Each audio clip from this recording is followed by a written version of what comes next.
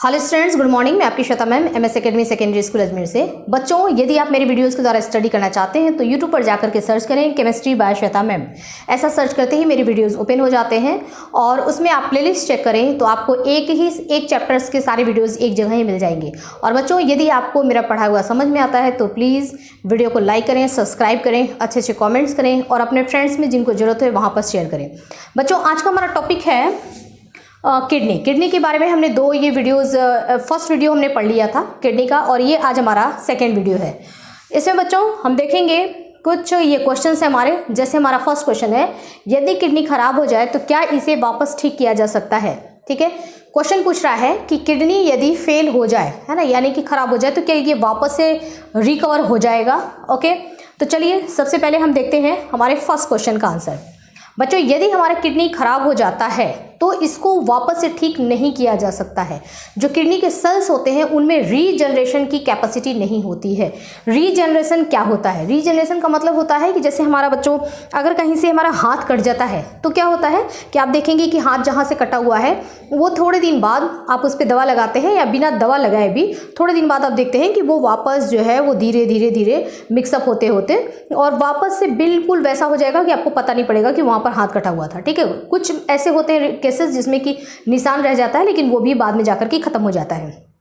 कहीं यदि हमारा हाथ जल गया तो वहाँ पर भी निशान रह जाता है लेकिन वो भी जाकर के धीरे धीरे क्या होता है कि सेल्स जो है वो रीजनरेट करती है, यानी कि सेल्स वहाँ पर नए नए सेल्स बनके और पूरा वापस से उसको ठीक कर देते हैं, है ना। इसको बोलते हैं रीजनरेशन की कैपेसिटी। हमारे बॉडी के अंदर जो लीवर होता है उसमें भी रीजनरेशन की कैपेसिटी होती है। रीजनरेशन का मतलब कि मतलब वापस से, जनरेशन मतलब वापस से वो फिर से बनने की उनमें क्षमता होती है। ठीक है, इसको बोलते हैं रीजनरेशन की कैपेसिटी। आपने एक बहुत सिंपल एग्जांपल देखा होगा रीजनरेशन का, जैसे कि होता है छिपकली, है ना, लिजार्ड। छिपकली जो होती है उसके आप देखेंगे कि उसकी जो पूंछ होती है, एक मिनट,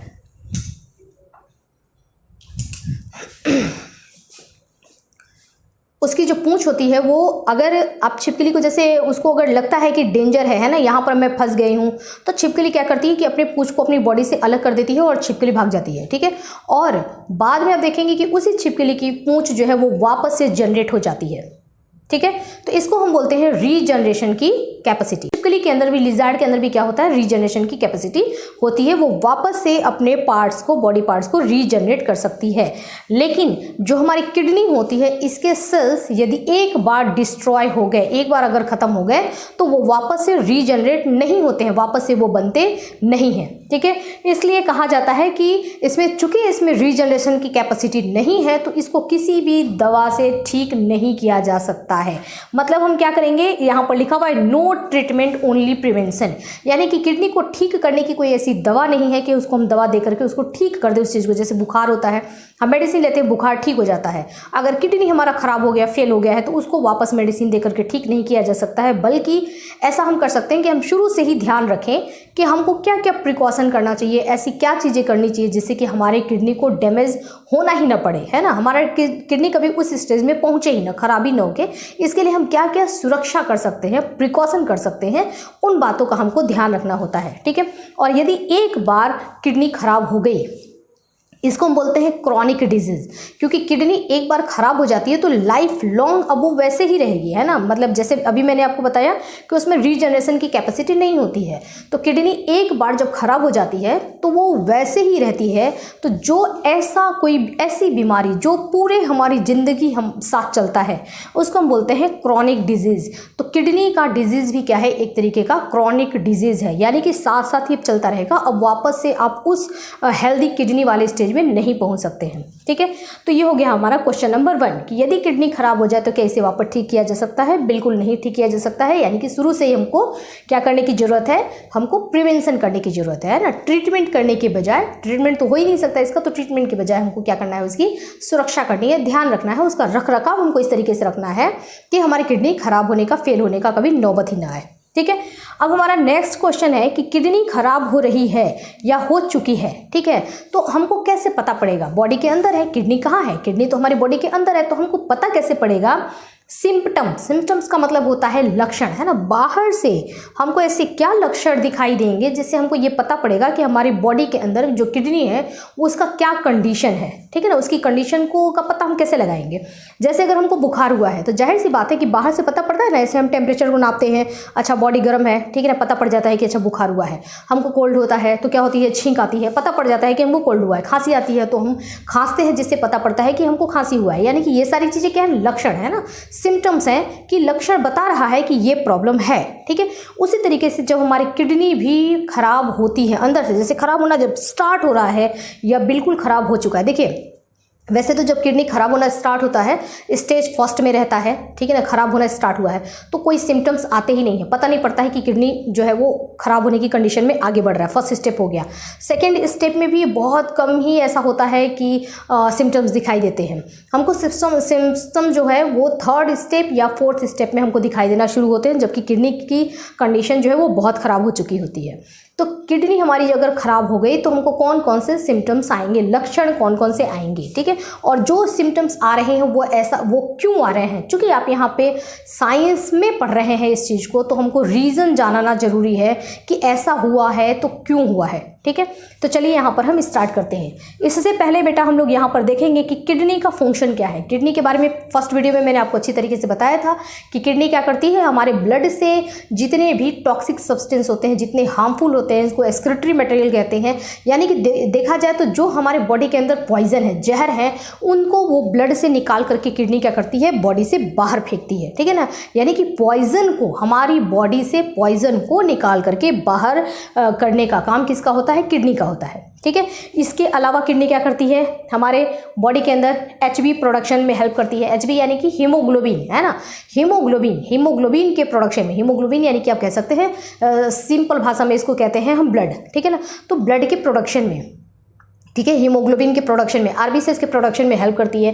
टेम्परेचर मेंटेन करने में किडनी का रोल होता है। उसके बाद सोडियम, कैल्शियम, फास्फोरस, इनका लेवल मेंटेन रहे, इसमें भी किडनी का रोल होता है। उसके बाद प्रोटीन का लेवल भी मेंटेन करने में किडनी का रोल होता है। और डिटॉक्सिनेशन का मतलब यही हुआ कि बॉडी के अंदर से पॉइजन वाली चीज़ों को सबको बॉडी से बाहर निकालती है ना, जहर वाली चीज़ों को सबको बॉडी से बाहर निकालती है। यानी कि डिटॉक्सिनेशन करने का काम भी किसका होता है, किडनी का होता है। और वाटर लेवल को भी मेंटेन करती है, हमारे बॉडी के अंदर पानी की मात्रा को भी कंट्रोल करती है, ठीक है। ये सारा फंक्शन होता है किडनी का। और इन सारे फंक्शन को मिला करके आप एक लाइन में बोल सकते हैं ऑस्मो रेगुलेशन। यानी किडनी हमारे बॉडी में क्या करती है, ऑस्मो रेगुलेशन का काम करती है, ठीक है ना। इतने सारे इसके काम हैं। तो जाहिर सी बात है कि यदि हमारा किडनी खराब होता है तो ये सारे काम क्या होंगे, इन सब पर इफेक्ट पड़ेगा, है ना, बुरा इफेक्ट पड़ेगा। क्योंकि किडनी जब तक है आराम से वो सारे काम कर ले रही है, सारे काम संभाल ले रही है, हमारी बॉडी एकदम ठीक है, ठीक है। लेकिन जैसे किडनी बीमार पड़ती है तो ये सारे काम डिस्टर्ब होंगे और जिसका इम्पैक्ट, जिसका प्रभाव हमारी बॉडी के हर एक पार्ट पर पड़ेगा, ठीक है। तो चलिए अब हम देखते हैं, ये इनके काम है। अब हम देखते हैं कि यदि हमारी किडनी खराब हो रही है, सेकेंड स्टेज तक तो हमको लगभग पता ही नहीं पड़ेगा, थर्ड स्टेप यानी कि खराब हो चुकी है लगभग, तो क्या क्या लक्षण हमको दिखाई देना शुरू होंगे। नंबर 1, पहला क्या होगा कि बहुत ज़्यादा थकान सा महसूस होगा, ठीक है, कमजोरी सी लगेगी। और वर्क कंसंट्रेशन यानी किसी काम को करने में हमारा दिमाग एक जगह स्थिर नहीं रह पाएगा कि हम एकदम ध्यान देकर के इस काम को कर लें, या कह सकते हैं कि काम करने में मन लगना, काम करने में मन नहीं लगेगा और गिडीनेस होगी, है ना, चक्कर सा आएगा जब हम उठेंगे, काम करेंगे, ज़्यादा मतलब थक जा रहे हैं या चक्कर जैसा आ रहा है, ठीक है। इस तरीके के सिम्टम्स यदि दिखाई देते हैं, अब जरूरी नहीं है कि ये सिम्टम्स दिखाई दे रहे हैं तो ये किडनी के ही हैं, ये तो हम लोगों को डॉक्टर के पास जाने के बाद ही पता पड़ेगा। क्योंकि एक ऐसे सिम्टम्स दूसरे किसी प्रॉब्लम के भी हो सकते हैं, ठीक है ना। तो इसमें किडनी के यदि सिम्टम्स हैं तो इसके अलावा भी बहुत सारी चीज़ें होंगी, ओके।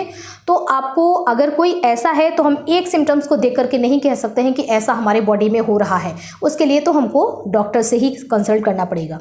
तो ये हो गया हमारा फर्स्ट सिम्टम। अब हम देखते हैं कि ऐसा क्यों होता है ना, थकान क्यों होती है, कमजोरी क्यों होती है, क्यों हमको चक्कर आता है, या फिर क्यों हमको किसी काम को करने में मन नहीं लगता। तो देखिए इसका रीज़न क्या है। जैसा कि मैंने बताया आपको कि किडनी क्या है, एचबी के प्रोडक्शन में हेल्प करता है, ठीक है ना। यानी कि शरीर के अंदर एक तरीके से खून को भी कंट्रोल में रखने का काम करता है किडनी। अब किडनी क्या है, किडनी बीमार हो गई है, ठीक है ना, किडनी का काम खराब हो रहा है, तो किडनी क्या करेगा कि ये एरिथ्रोपोएटिन केमिकल कम बनाएगा, क्योंकि वो पहले जैसा किडनी हेल्दी नहीं है ना। अगर किडनी पहले जैसा हेल्दी होता तो सारा कोई बात ही नहीं रहती है ना, एरिथ्रोपोएटिन केमिकल जो है ये अच्छी तरीके से रिलीज करता।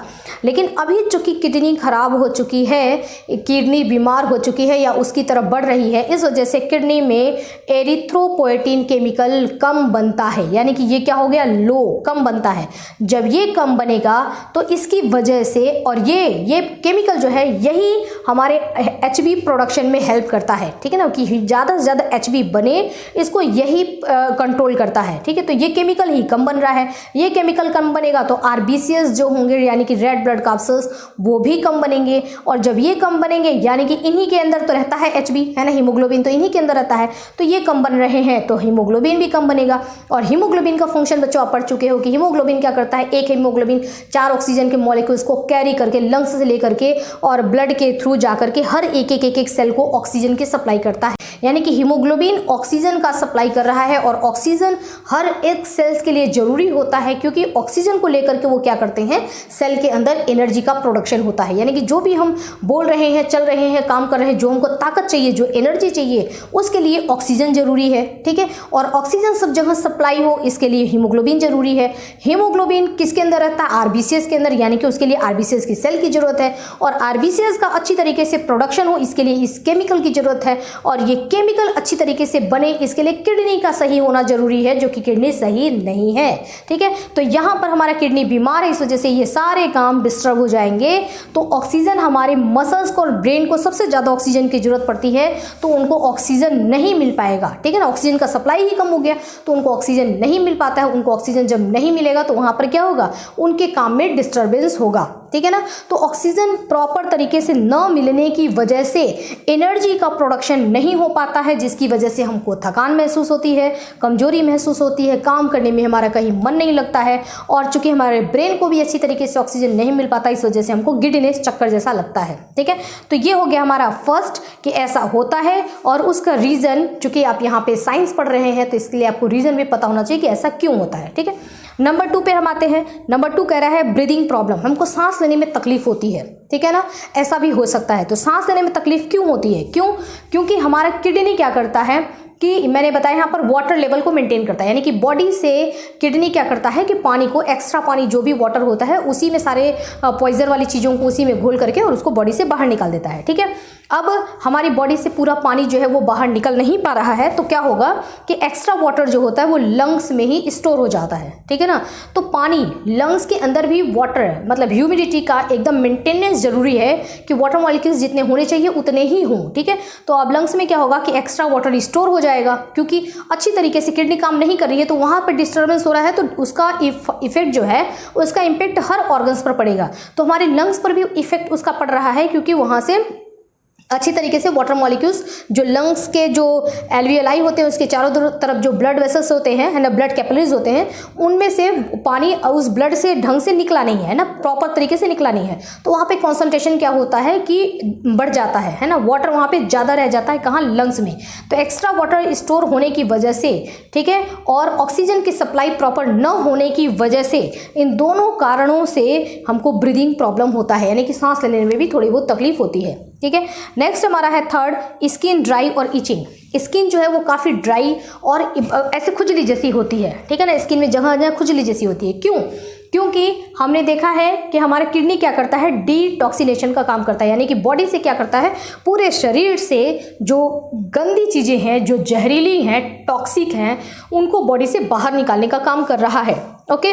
और चूंकि किडनी अच्छी तरीके से काम नहीं कर पा रहा है, किडनी अब बीमार हो चुका है, तो वो क्या करेगा कि बॉडी से पूरा पॉइजन कलेक्ट करके बाहर, यानी कि नहीं निकल पा रहा है, तो पॉइजन पूरी बॉडी में ही फैला हुआ है। इचिंग हो रहा है, क्योंकि यहाँ पे पॉइजन है, ठीक है ना, यहाँ पे सेल्स में से पॉइजन बाहर गया नहीं है, तो हर जगह पॉइजन अब हमारी बॉडी में ही फैल रहा है, ठीक है। तो धीरे धीरे उसका असर हमको दिखाई देगा। तो पॉइजन हल्का फुल्का जो है हमारी बॉडी में फैल रहा है, क्योंकि किडनी पूरी तरीके से काम नहीं कर रही है ना। तो पॉइजन जो फैलता है उसकी वजह से ही हमको क्या होता है, इचिंग होती है, यानी कि टॉक्सिक सब्सटेंस जो होते हैं वो स्टोर होने लगते हैं बॉडी में ही। इस वजह से हमको इचिंग महसूस होता है और हमारी स्किन जो होती है वो ड्राई होने लगती है। नेक्स्ट है स्वेलिंग लेग्स, है ना। स्वेलिंग हमको होगा, ठीक, कहाँ स्वेलिंग होगा, हमारे पैरों में, हाथ में और आँखों के नीचे नीचे काफ़ी ऐसे स्वेलिंग होने लगता है।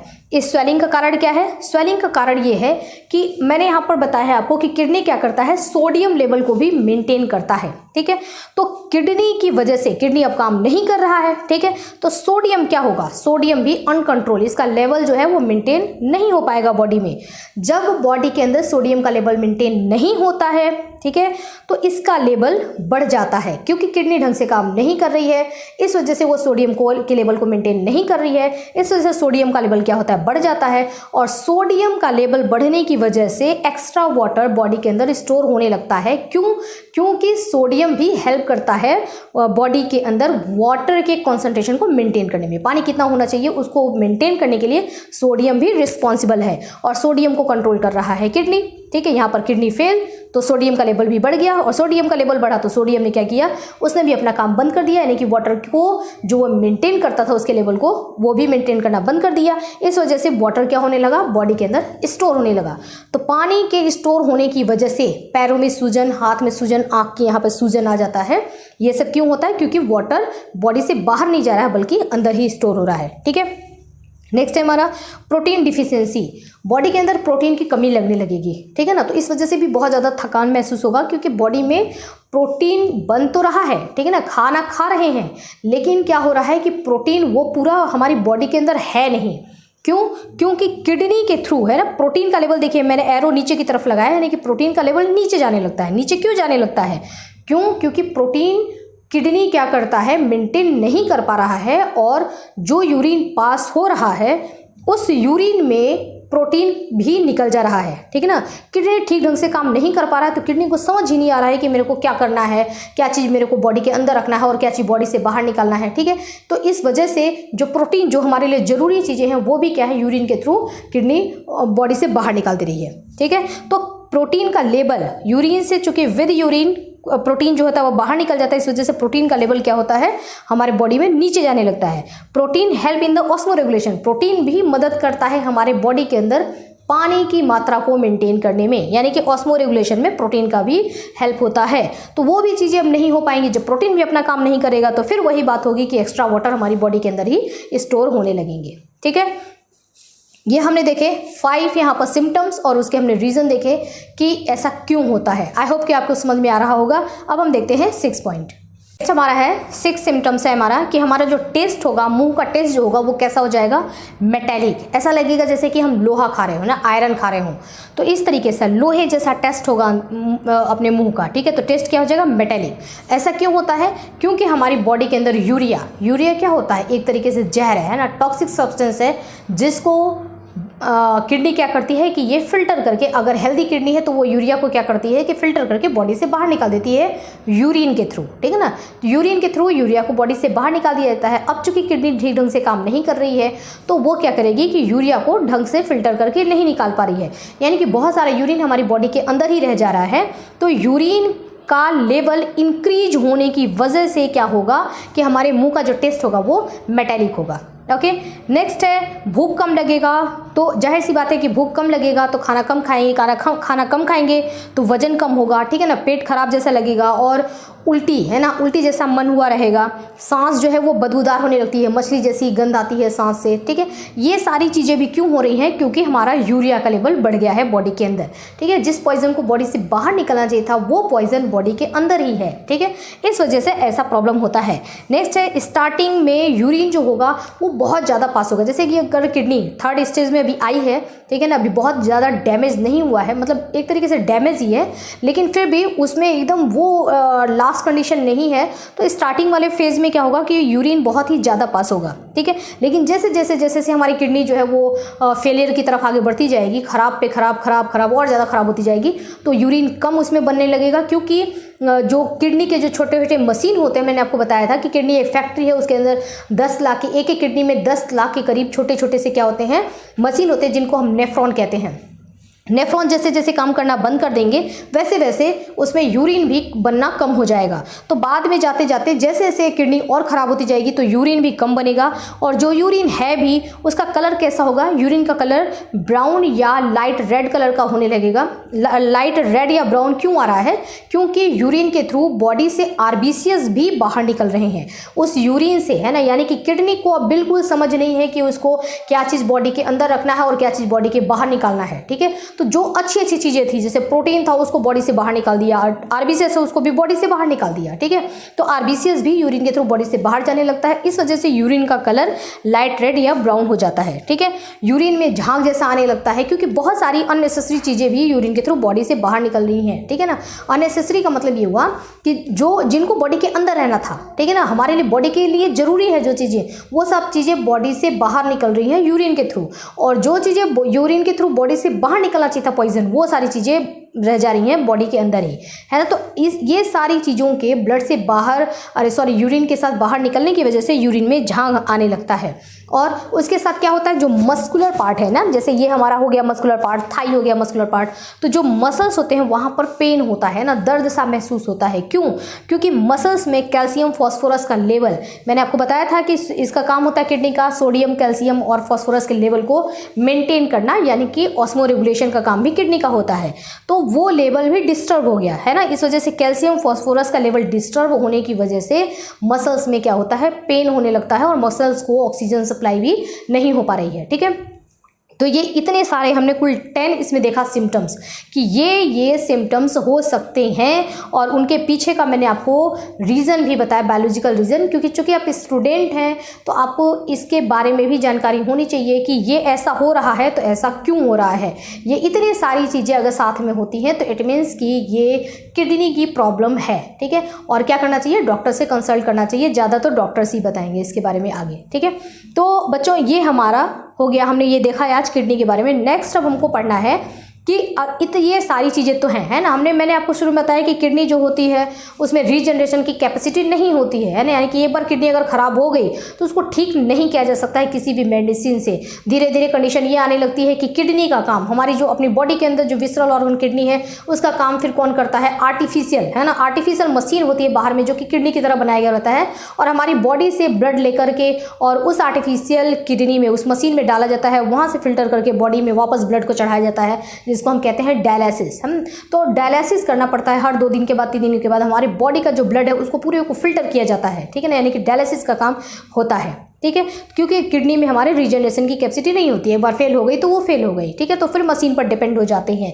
तो उससे अच्छा है कि मैंने यहाँ पे बताया है कि नो ट्रीटमेंट, इसका कोई ट्रीटमेंट नहीं है, ओनली प्रिवेंशन। तो आप सोचेंगे कि क्या प्रिवेंशन करें, ऐसी ही हम किस तरीके से अपने मतलब खान पान में क्या परिवर्तन करें, ठीक है, ऐसी क्या चीज़ें हम करें जिससे हमारी किडनी हेल्दी रहे, ठीक है। तो हमारी किडनी, वैसे मेरा नेक्स्ट वीडियो यही था कि किडनी को फिट एंड फाइन रखने के लिए हम क्या करें, लेकिन मैंने सोचा कि एक बार आप पहले आपको ये सिम्टम्स तो बताऊं कि ये चीज़ें, प्रॉब्लम तो पहले समझें कि क्या क्या हो सकता है, ठीक है ना। तो उसके बाद अब हम देखेंगे कि हम अपनी किडनी का किस तरीके से रख रखाव करें कि हमारी किडनी सेफ रहे और अच्छी तरीके से लाइफ लॉन्ग हमारी किडनी फिट रहे, फिट एंड फाइन रहे। उसके लिए भी है कुछ बस प्रिकॉशन है ना, कुछ हम ध्यान रखेंगे, केवल खाने पीने का ध्यान रखेंगे, ठीक है। हमको पानी कितना पीना चाहिए, ज़्यादा पीना चाहिए, कम पीना चाहिए, ठीक है। इन सारी चीज़ों का ध्यान रखेंगे तो हम अपनी किडनी को एकदम हेल्दी रख सकते हैं, ठीक है बच्चों। तो ये चीज़ हम देखेंगे नेक्स्ट वीडियो में। यदि आपको सारी बातें समझ में आई हों तो बच्चों प्लीज़ वीडियो को लाइक करना, ठीक है, कमेंट्स जरूर करना, और यदि आपको कुछ पूछना हो तो भी आप कमेंट्स में लिख करके पूछ सकते हैं। यदि आपको कुछ बच्चों और टॉपिक के बारे में जानना है, जानने की इच्छा हो तो भी आप कमेंट में लिख करके मुझे ज़रूर बताया करें, ठीक है बच्चों। तो आज के लिए इतना ही स्टूडेंट्स, स्टडी करते रहिए। ओके बच्चों।